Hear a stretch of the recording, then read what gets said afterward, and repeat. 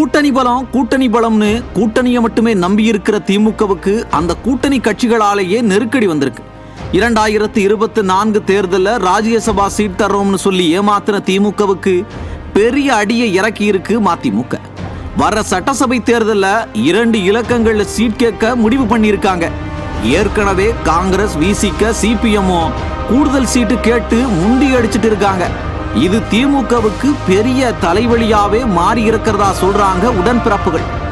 ஏற்கனவே உடன்பிறப்புகளின் ஆபாச பேச்சுகளால தூக்கம் தொலைச்சிருக்கிற ஸ்டாலின் இப்போ கூட்டணி கட்சிகளின் கூடுதல் சீட்டு நெருக்கடியால தூங்க முடியாம தவிக்கிறாராம்.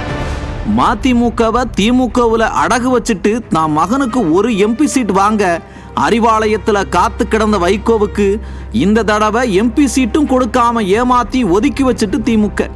அதுக்கு பழி வாங்கவும் தேர்தல் ஆணையத்தில் அங்கீகாரம் பெறவும் இந்த முடிவை மதிமுக எடுத்திருக்கிறதா சொல்றாங்க விவரம் தெரிஞ்சவங்க.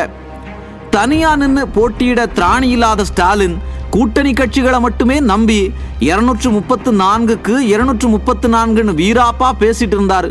இப்போ என்ன பேசுறதுன்னு தெரியாம முழிக்கிறாராம். இது வெறும் ட்ரெய்லர் தானா. தேர்தல் நெருங்க நெருங்க இன்னும் நெருக்கடிகள் அதிகமாகும்னு சொல்றாங்க திமுக கூட்டணி வட்டாரங்கள்.